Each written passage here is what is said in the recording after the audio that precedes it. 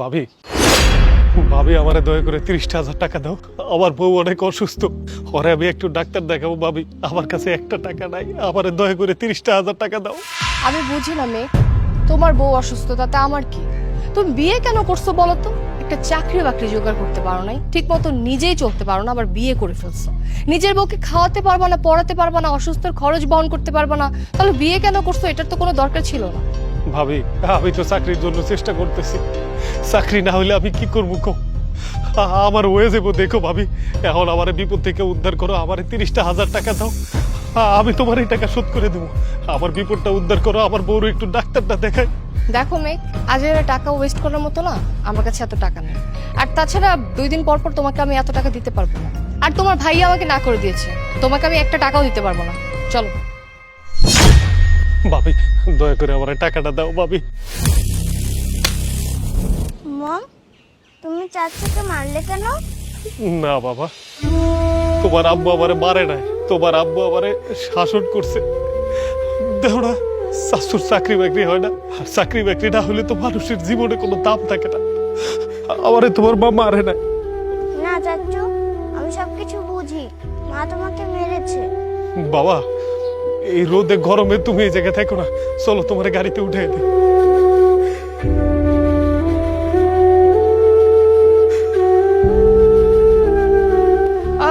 মেঘ, আমার জুতাটা না অনেক বেশি নোংরা হয়ে গেছে। কি করব, মানে অনেক তাড়াহুড়ায় ছিলাম তো। এখন যদি জুতাটা কেউ পরিষ্কার করে দিত, তাহলে আমি তাকে কিছু টাকা দিয়ে সাহায্য করতাম। আশেপাশে কি এরকম কোনো লোক আছে?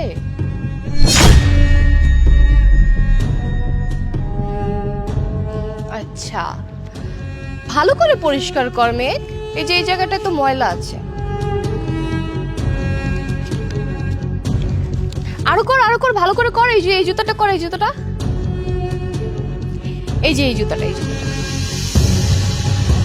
আচ্ছা ঠিক আছে, আর লাগবে না। শোন মেঘ, তোকে একটা কথা আমি বলে দিচ্ছি, ভালো করে নিজের কানে ঢুকে আনে।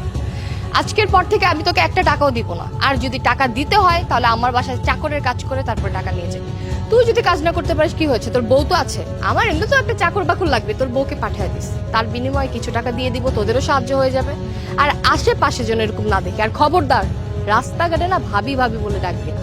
মানুষজন যদি জানে না যে তোর মতো একটা ভিখারি হচ্ছে আমার দেবর, তাহলে আমার নিজের স্ট্যাটাসে বাজে, আমার মান সম্মান চলে যাবে। ভাবি, আমি তোমার কথা দিতেছি, আমার বউ সুস্থ হয়ে গেলে আমি কোনোদিন তোমার কাছে টাকা পয়সা ধার চাইতে যাবো না। আমি কোনো সম্পত্তির দাবি করতে আসুক না। তোমার অনেক ধন্যবাদ, তুমি যে আমার টাকাটা দিছো, আমি চিরকৃতজ্ঞ ভাবি। তুমি যাও।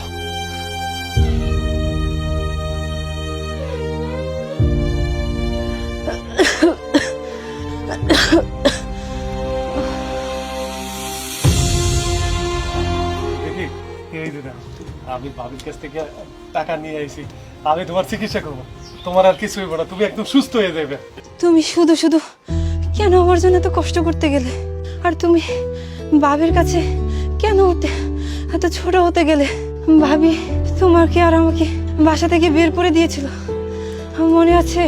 তারপরে তুমি আমার জন্য তার কাছে ছোট হয়ে টাকা চাইতে গেলা। আরে কি কইতাছ? আমি ভাবির কাছে যে টাকা চাওয়ার সাথে সাথে ভাবি দিয়ে দিছে। আমি আমার কত ভালো পাই তুমি জানো না? কল লাগালাই কইছি ভাবি বিতি অসুস্থ, কয়টা টাকা দাও।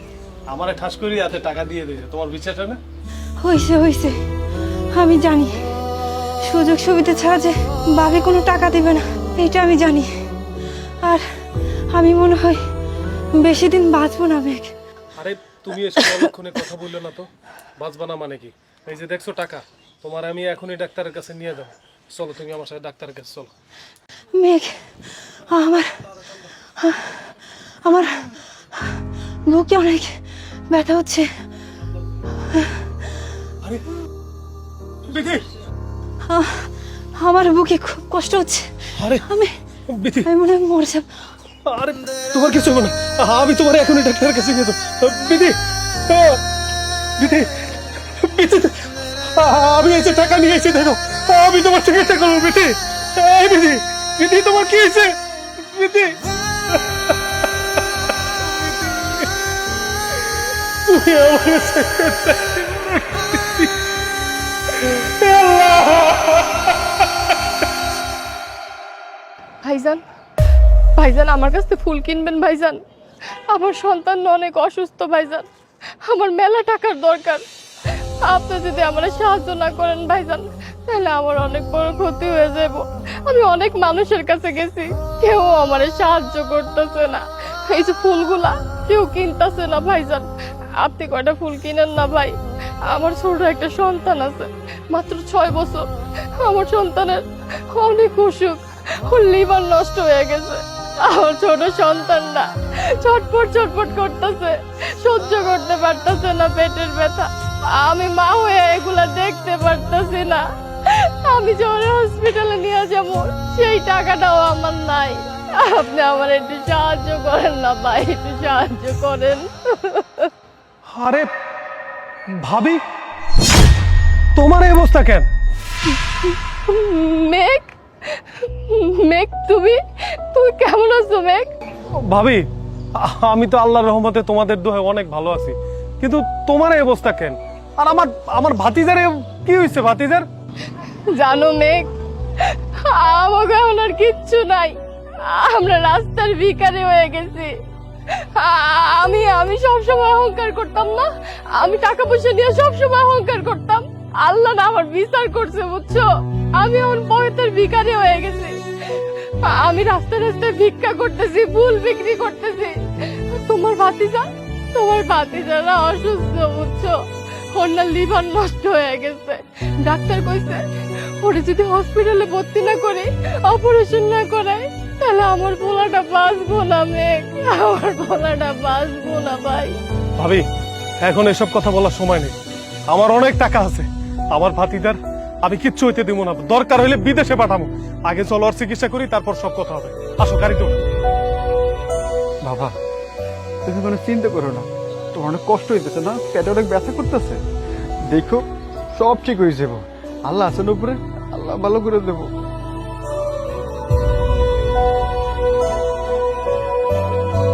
চাচ্চু, আমি অনেক অসুস্থ, আমার একটু বাঁচাও।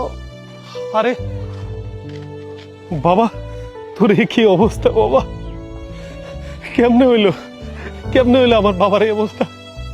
মেঘ, দেখো ভাই, তোমার সাথে আমি অনেক অন্যায় করছি, অনেক বাজে আচরণ করছি। প্রতিনিয়ত আমি তোমার কথা শোনাইছি যে তুমি তো কিছু করো না। তোমার সাথে আমি মানুষের মতো কাজ করছি। তুমি ভাই আমার মাফ করে দাও। বিশ্বাস করো, আমার মনে হয় কি জানো, আমি মানুষের অভিশাপে ধ্বংস হয়ে গেছি।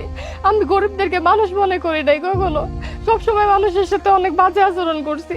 আল্লাহ আমার বিচার করছে ভাই। আমার সন্তানটারে তুমি বাঁচাও ভাই, আমার সন্তানটারে তুমি বাঁচাও। ওর যদি কিছু হয়ে যায় তাহলে আমি বাঁচবো না ভাই। তুমি আমার সন্তানটারে ভিক্ষা দাও ভাই, আমার সন্তানটারে ভিক্ষা দাও। তোমারে কত কইরা কইছি আমার বাইরের লাগে এমন খারাপ আচরণ কইরো না। তুমি আমার একটা কথাও শোনো না। দিনের পর দিন আমার বাইরের উপরে তুমি অত্যাচার করছো। তোমারে কত কইরা বুঝাই কইছি সুমাইয়া তুমি এমন কইরো না, একটা ভালো চাকরি হইবে এক সময়, তখন আমাকে দেখবো। তুমি আমার কোনো কথা হলো নাই।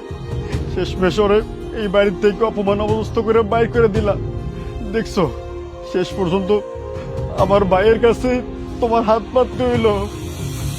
বাইরে আমি তোর কাছে আজ তোর করে ক্ষমা চাইতেছি, তুই আমার করে মাফ করে দে। আর আমার পোলাডারে বাঁচা, তুই স্যার আমগো আর কেউ নাই রে ভাই, কেউ নাই। না না ভাই, তুমি আমার কাছে মাপ চাইও না ভাই। তুমি মাপ চাইলে আমার নিজের অনেক ছোট মনে হইব ভাই। আরো তো আমার বাচ্চা আমার কত ভালোবাসতো, ওরে না দেখলে আমার একটা দিনও ভালো লাগতো না। অনেক কষ্ট করে আমি সময়গুলা কাটাইছি। আর ভাবি, তোমার একটা কথা বলি, এই পৃথিবীতে আল্লাহ কারে কখন কোন অবস্থায় রাখে মহান আল্লাহ তাআলা ছাড়া কেউ জানে না। আমি ভাবছি যে তখন আমার কাজ বাজ কিচ্ছু ছিল না, আমি অনেক সমস্যার মধ্যে ছিলাম, কিন্তু আমি অনেক চেষ্টা করছি কাজের জন্য। ভাবি, ওই দিন যদি তুমি আমার টাকাটা ঠিকঠাক মতো দিতা, তাইলে হয়তো আমি আমার বউরে বাঁচাইতে পারতাম।